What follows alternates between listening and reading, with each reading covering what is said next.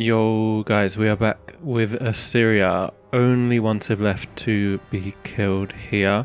We took Karakorum and Venice in the last part fairly easily in the end. The plains are just so nice for killing cities, man. Like, the fact that you can just smack them from so far, and they don't have proper air defences yet. I think you need military bases so that you can really defend against aeroplanes properly. But yeah, I think we should just declare this war right now. We've also got World's Fair coming. I'm gonna just put 10 in each. I'm actually gonna put more in that. Let's do that.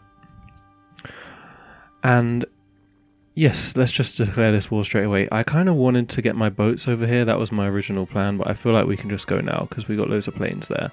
And I put my siege tower over here, which I shouldn't have done, to be honest. I should have just had it over here somewhere.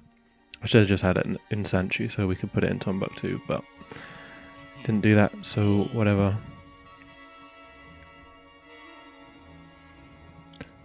Why? Oh, that's from the previous war or something. Fair enough.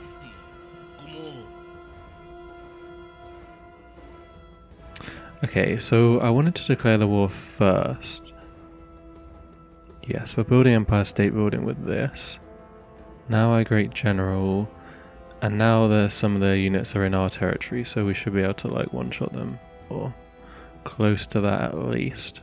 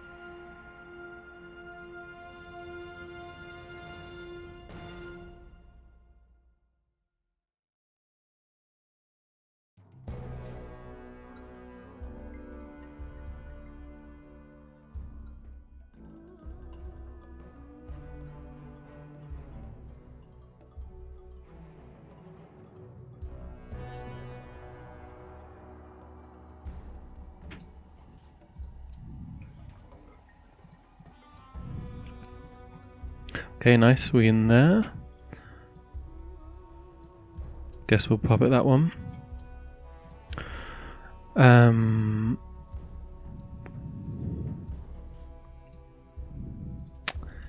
Yeah, now we can do some damage here. Do you know what? I need to kill this stupid worker because it's blocking me from actually being able to get over this lake. Because we could get into, we could like cross here, I think, because it's forts. You can normally cross quite well in them.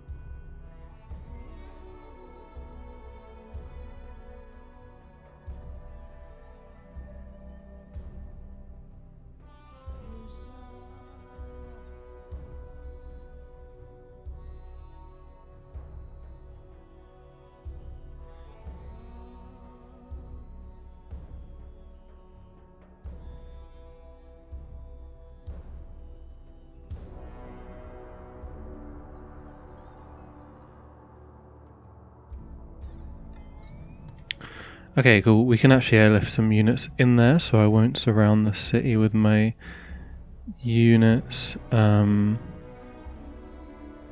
I just fucking put them there? I mean, that's obviously a bit nuts. Can I get any tanks in here? I'm guessing they can't reach. It is pretty far. They are also pretty damn fast though. But yeah, I don't think they can reach. Maybe this guy... Nah, he's moved anyway.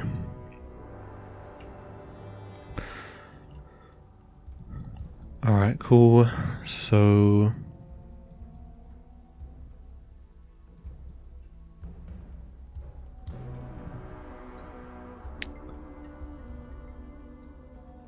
just gonna put him there.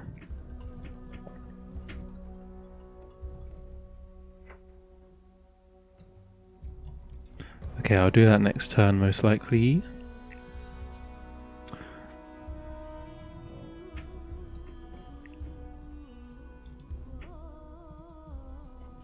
Oh, I do have tanks here. Okay.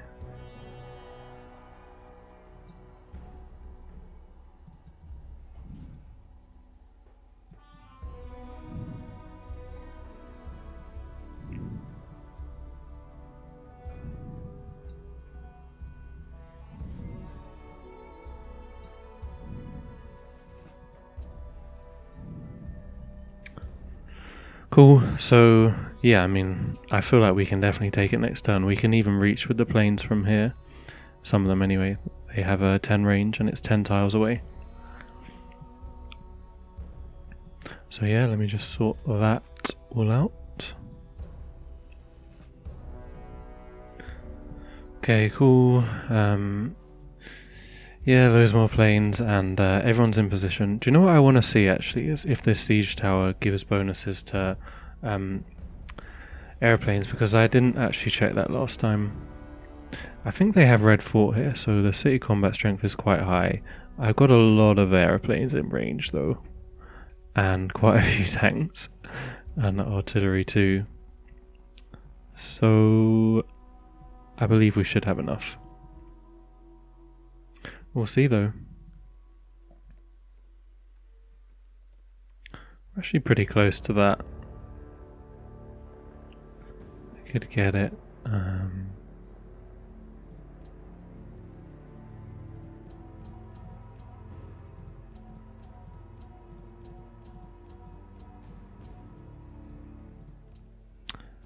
Perfect. So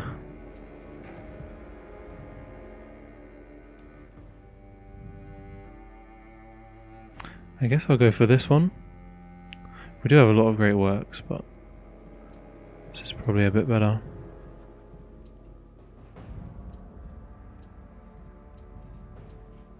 I guess it's good to get the policy just before we get the free one from World's Fair. It doesn't matter though, obviously. I believe they are pretty fucked. Even with Fusiliers just appearing out of nowhere.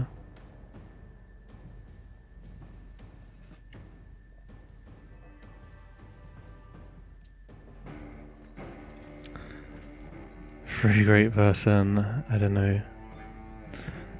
Did the World's Fair actually get passed? It did. So we should get a free policy as... Oh no, we need to build it first. Okay. No free policy yet then. Fine.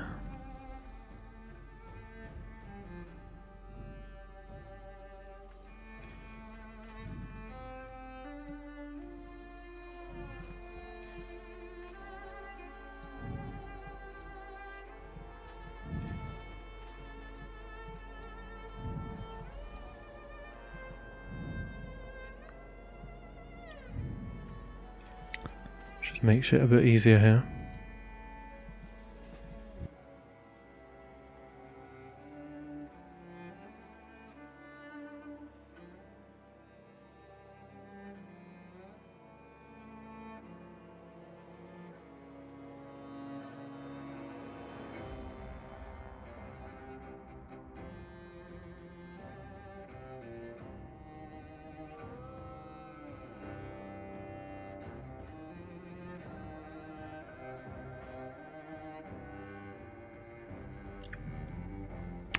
don't know if it does. So 25, 10, 150.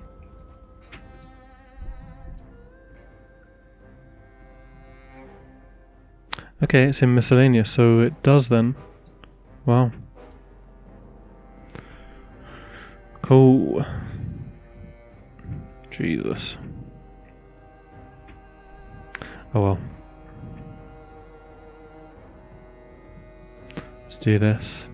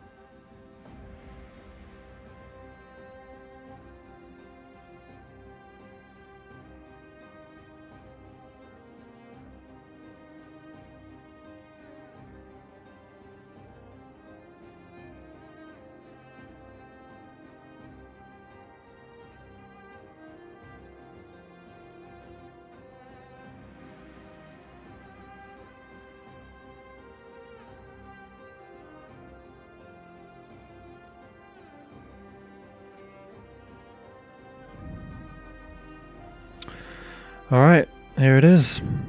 It wasn't too hard, was it? They only had one garrison, they didn't have a boat garrison as well, so...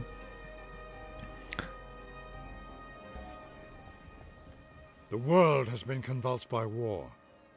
Many great and powerful civilizations have fallen, but you have survived and emerged victorious. The world will long remember your glorious triumph.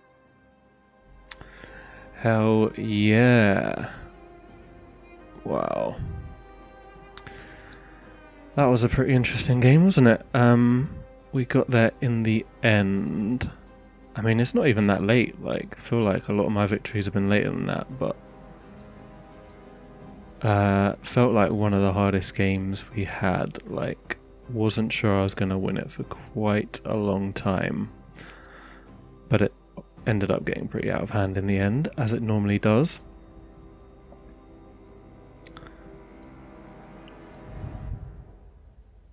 Let's check out the old map. So this is us over here. A lot of islands around us, and we actually had the fish next to us as well. So I went like mega coastal with my cities and stuff. Just went to try and get like the monopoly on the pearls, I think it was. It's kind of interesting to do a coastal thing as Assyria. It definitely wouldn't be what I would have thought was going to happen before the game, but something a bit different. And then I put one city in here. This was like kind of a defensive city inland, because I didn't want Ethiopia or Attila to come straight for my capital if we were at war with them. I think we had quite a lot of battles over these two cities here. Long wars with Attila. Yeah, pretty crazy. And then I went over to India because Ethiopia was very, very strong. Ridiculous war with India, as you can see. And then I went, had a little war with Songhai, and then I was like, nah, I shouldn't be doing this. I should just go Poland and Ethiopia. That turned out to be easier than I expected, and then we just went straight into Mongolia, Attila and Venice, and then finished off Songhai right at the end. Was pretty much how that one went.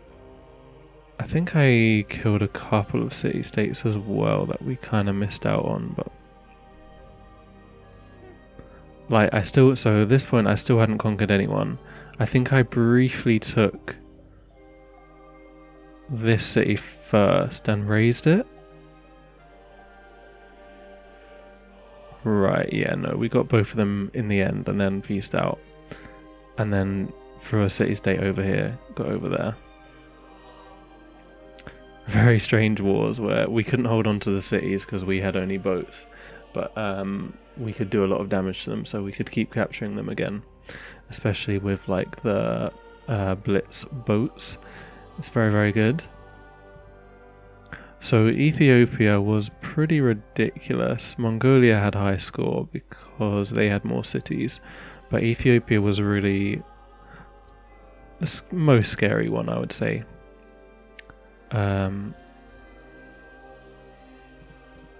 Yeah, they were ahead of us on tech, and they stayed ahead on tech as well until we conquered them, basically.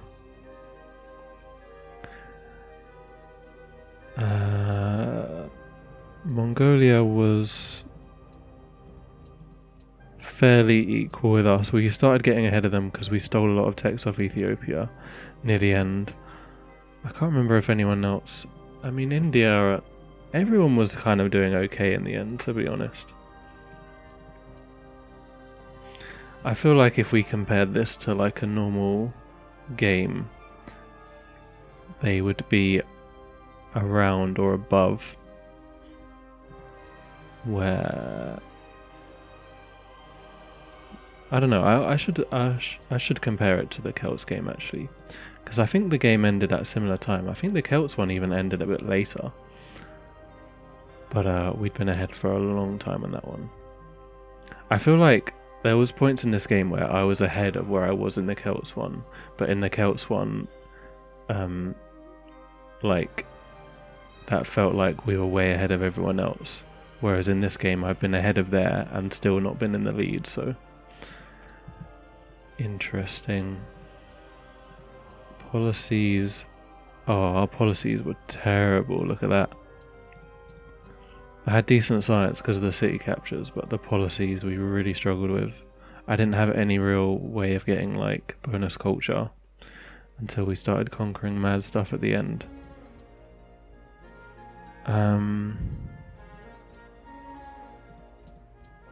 Our production per turn was decent.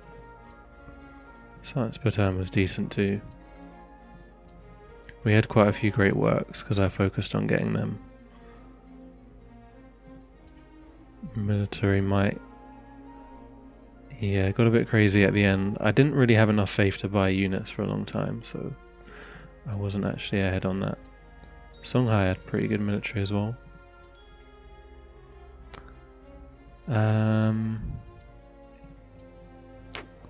Yeah, I don't know.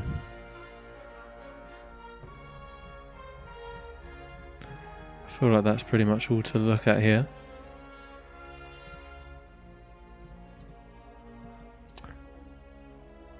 What do they have here?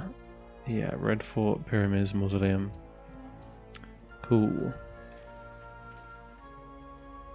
Mongolia still has Chichen Itza and Alhambra. India still has Louvre. Venice... Oh, I think that one's bugged. Great Wall doesn't always like transfer over. At least in that thing where it says.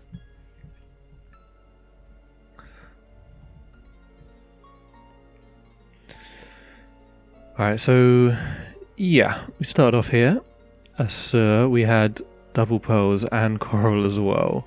So 3 coastal resources like straight away. I'm not sure I even moved. I think it was... Unless maybe I started here and moved here. It was like one of these 3 squares we were on. Yeah, all this stuff straight away.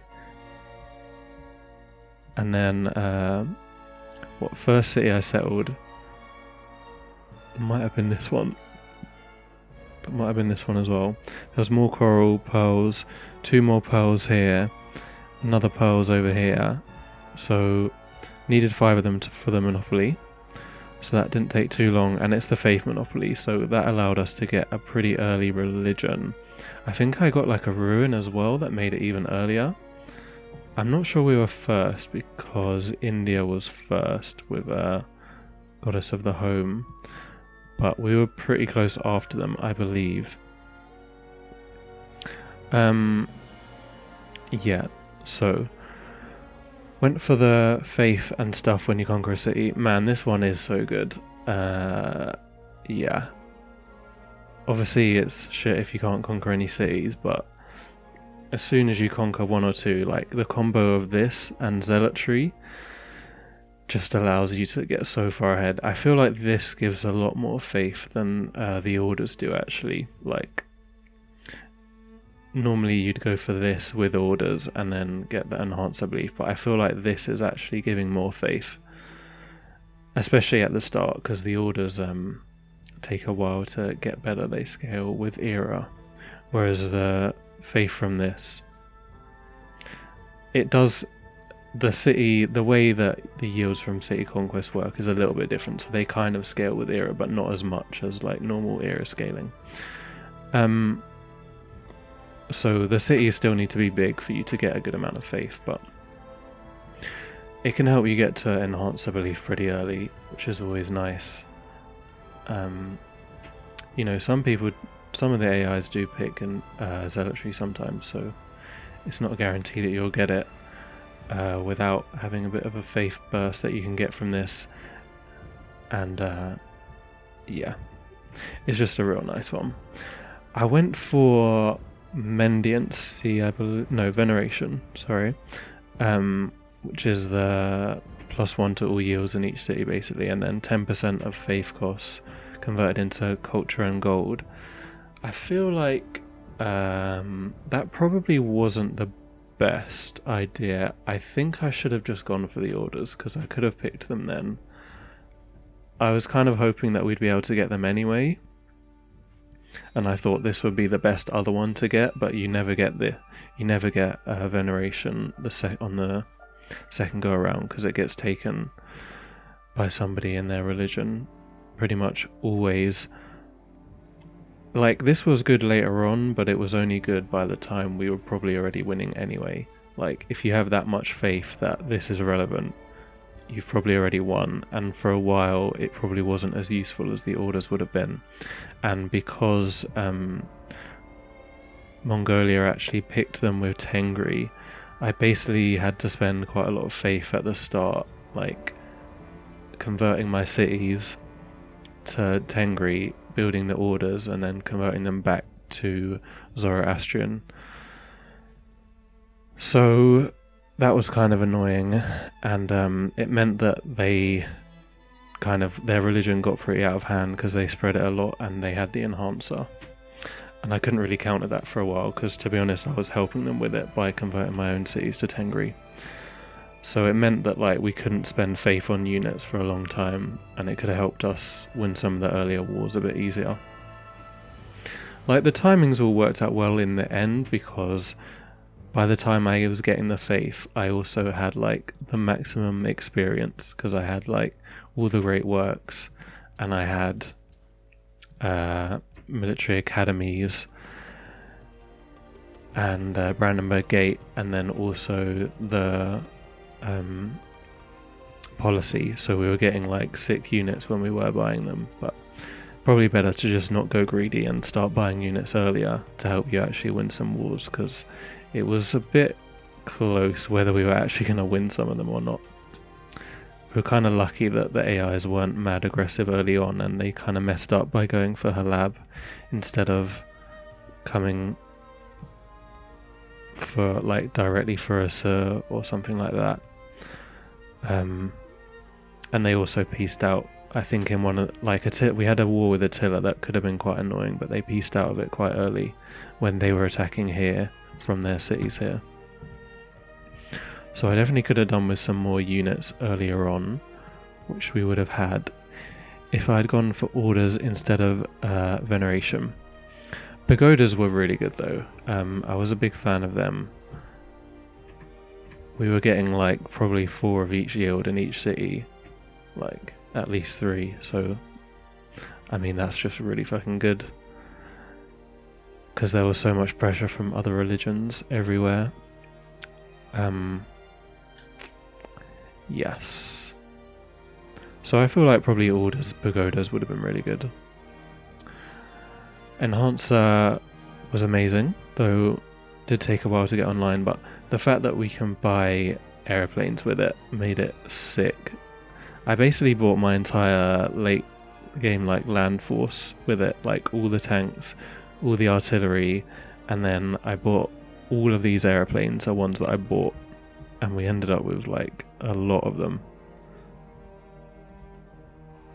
And in the end, I was kind of messing up and buying them when we were unhappy, so they costed more. But we were still able to buy like the maximum amount from here every turn. With the... where is it?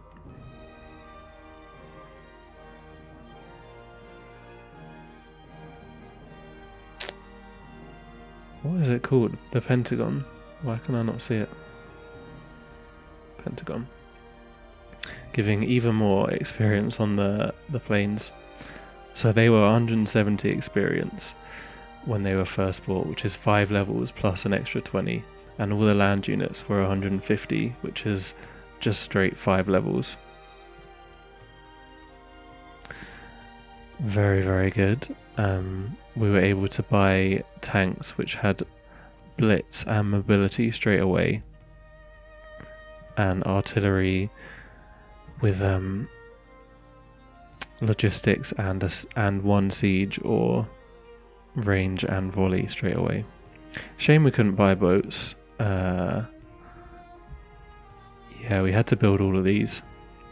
Went kind of crazy with building them all at some point. And then just upgraded them. Yeah, and then Reformation Belief. Obviously we went for this one. Pretty lucky to get it, to be honest. Mongolia probably should have picked it for theirs, although they didn't actually do any conquering. But yeah, having the extra 20% combat strength, basically, I'm sure it helped us with the wars. And the extra culture and gold when we conquer cities. Man, we were struggling with the gold. We have all this from conquering cities, but oh my god, dude. We were like losing a lot of gold every turn, like for a long, long time. The flippin' Global Peace Accords thing got passed, which is plus 25% cost to unit maintenance. So that definitely isn't helping. And just a wide empire without any particular great source of income was a bit of a problem. Yeah, so religion decent, but like I said, I would have just gone for the orders and cut out the trouble that going veneration instead caused us to be a little bit better, I think. Wonders... I think I went straight for Great Lighthouse. Really, really wanted that. +1 movement and sight on the boats. Movement is super useful on the boats. Like, you want to get blitz and logistics on the range boats, and then be able to move in and out. 1 extra tile definitely helps a lot earlier on. When you don't have that much movement, just they're like 3 or 4 base, so +1 makes a big difference. Built Terracotta Army. It's been nerfed a bit, but definitely still worth going for. The supply cap, very useful earlier on, and the culture's definitely good as well. Yeah, I didn't get like Great Library or anything. I'm not sure if I tried for it or not, but we did get Angkor Wat, which I reckon made a big difference actually, because economically we would have been quite poor without it, but with it we were pretty good, helping us get the border growths quicker to go along with the tribute policy. So in terms of policies, I went straight for authority. I was hoping there was going to be more barb camps around, because normally when you get this island stuff, a lot of barb camps spawn on the islands because there's no like cities or stuff near them which stop them spawning. So normally, like, once you clear out the barb camps on the land around you, they start spawning on the islands. That didn't seem to happen though. I guess I did settle some of them, so that's kind of why, but maybe we just got a bit unlucky there. But I barely killed any barb camps basically. I went for tribute though and Imperium, both very good policies. The free settler helped us with expanding early. I think in hindsight, progress might have been a bit better. The fact is, we didn't really have production spare to build like units. I kind of just had to use it all on like getting the shrines and the monuments and the fishing boats at the start and lighthouses and stuff. So I think it would have been better to just go progress. Take organization would have helped us build the fishing boats quicker, and +2 production in each city decent.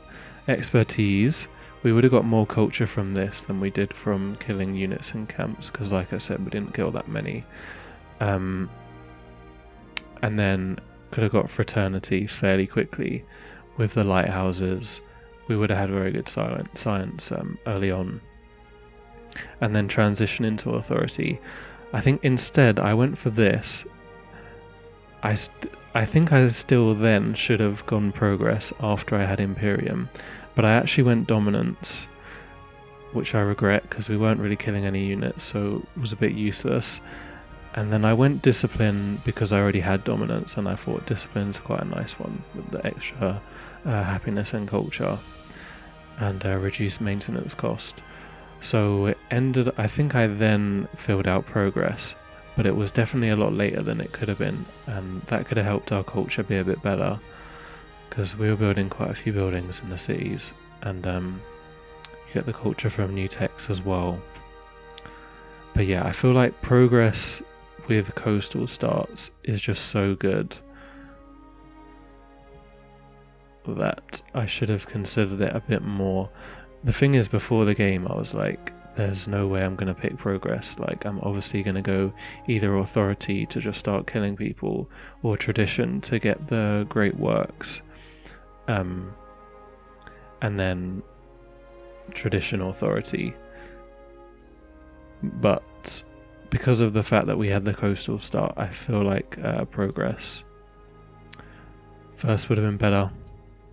And because there wasn't really any opportunity for us to kill someone early, like Ethiopia was very, very strong at the start, so there was no way I was going to take him out quickly.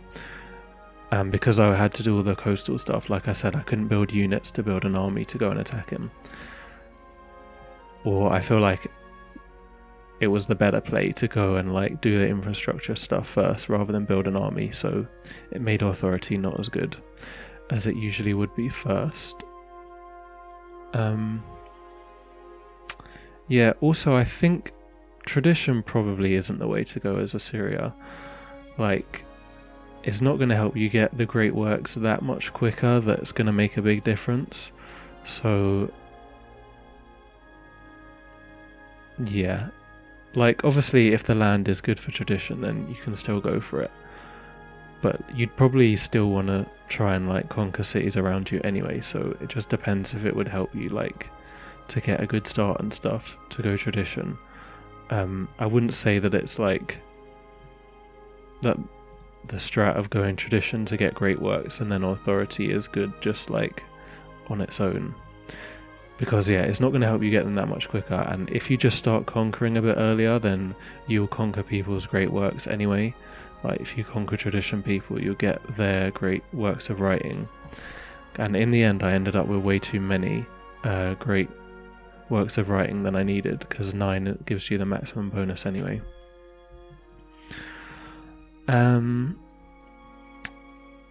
Yes. Then what did we do after Angkor Wat? I didn't bother with Alhambra. I don't think I built either of those. Maybe I did if they were just left in there. I don't remember doing that. No, because India had Hagia Sophia and Ethiopia had Borobudur. So yeah, we didn't build any wonders for a while. I think I started working on boats then and getting like the armory and some great works, and yeah, cranking out some boats. So that we could start having these wars with Attila. Like I said, this was the first city we took. I think we got a free tech there. I think we had a war with Ethiopia and I released Vancouver, though they then conquered it back in the end. And then there was a very good timing where so these aren't really great against castles, because normally with a castle a city will have like 30-ish combat strength with a garrison. So the caravels and galleasses were not that good against them, but the corvettes and frigates do destroy castles. They are a lot higher combat strength. So once we got to them, we kind of went a bit crazy with conquering through Kabul and then went through India. Had a very annoying war with India where they kept recapturing their cities because I didn't bring any land units with me, and they had so many units that we would just have to conquer the city and move out, and then move back in again to reconquer it and kill another unit. But they had too many that it just ended up being ridiculous, and like, because we didn't get any extra techs after the first time we conquered each city, it was just a massive waste of time. I don't know what I could have done differently there. Like, I could have brought some land units over, but I didn't have many, so I didn't really want to just leave this place like not well defended.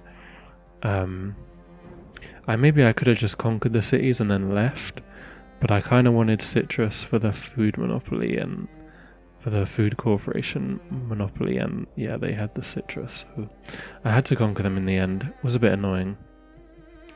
I wonder if I could have taken out Ethiopia with the boats at that point. I feel like probably not, because they weren't far off rifling by the time we got to navigation, and like I said, our land army was a bit shit. So we had this long war with India. Then I had a little war with Songhai. We had a better fleet than them. It was mostly just a naval war. I think I took this city, and then I tried to get out of it as quickly as possible because we weren't really getting anything from it, and I really wanted to go and attack Ethiopia.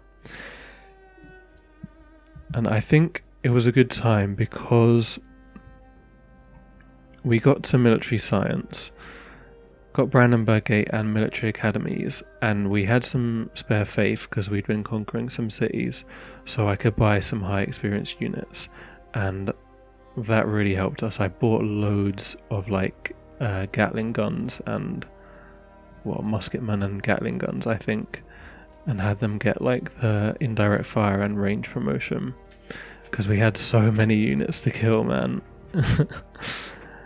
And I focused on killing their field guns so that I could, because they had like a lot of infantry and the field guns costed them more, so I felt like I got rid of their ranged weapons, and then the infantry couldn't do that much on their own, and then we just picked them off slowly after we had the ranged units killed. And yeah, Halab was amazing because they kept trying to capture it, and it's just not really a possible city to capture. Like, even when we had Attila coming this way and Ethiopia coming this way, we just needed a couple of Gatling guns and stuff around here, and it made defending it super easy. And they even left these cities completely open, so we basically just walked in here with some field guns and stuff and took them out. And we obviously had a much bigger fleet than them, so got through here eventually. But it was made easier by the fact that we had the land stuff under control as well. Otherwise it would have been similar with India, where they just had loads of units all around here, just like shooting the boats and recapturing the cities and stuff. But they fucked up pretty badly with their army there. So that worked out well for us. And I think we got so many free techs from conquering Ethiopia. I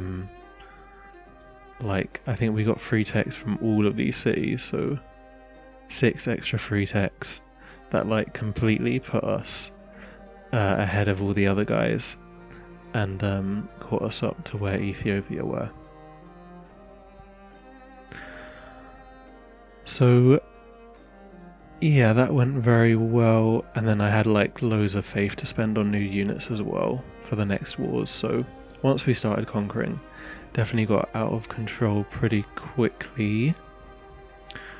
and we just started building like all the wonders, and we ended up, yeah, I just went straight down here with the techs, and because we get bonus tech for conquering cities when we don't get a free tech, we just get an extra science boost. We got there pretty quickly, and we were fighting these guys with tanks while they still had lancers, so yeah. Quite an easy war in the end, although they had the same boats as us, they just used them a bit shitly. They could have probably defended navally a bit better. But in the end, to be honest, the army did most of the work because I was just faith purchasing so many units that, and they were a tech ahead, so we ended up getting through there a lot quicker. The siege towers definitely were pretty useful. It's weird because you wouldn't normally think naval Assyria would make sense, but in some ways it kind of does, because if you have a bigger navy, you're always going to get opportunities to capture some cities, even if you're kind of behind, because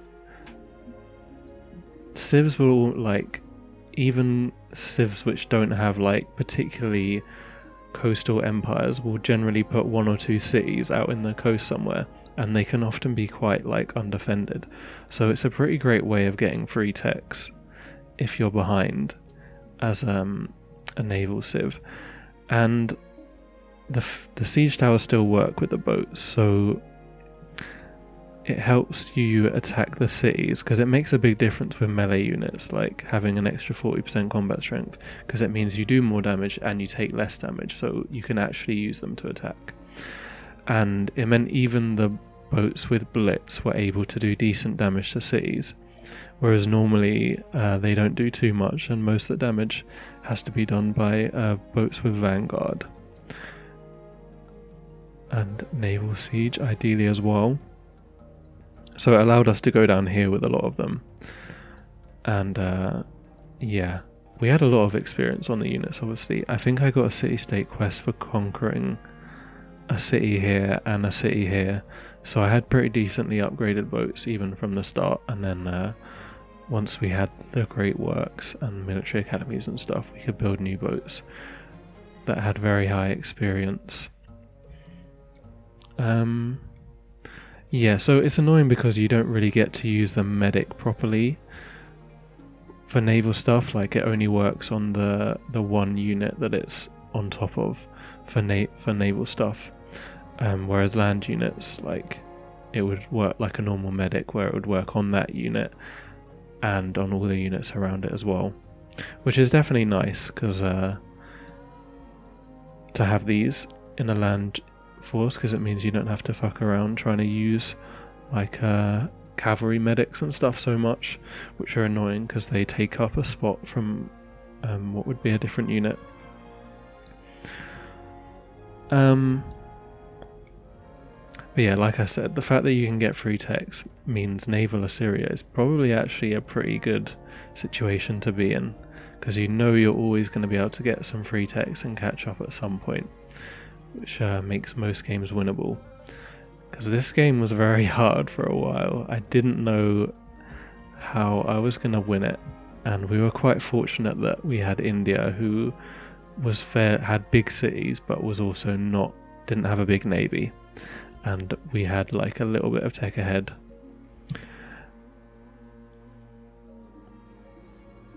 Also, the fact that we could just go down for all the military techs and not have to worry about the other ones, because we could just steal them, was pretty nice as well. So I basically just researched like all of these ones on my own, and then I was getting these other ones from conquering cities. Yeah. I feel like Assyria's like a great civ to play from behind as, because getting the free techs just gives you such a great catch up. It's probably, I guess that makes it overall better than I was thinking, because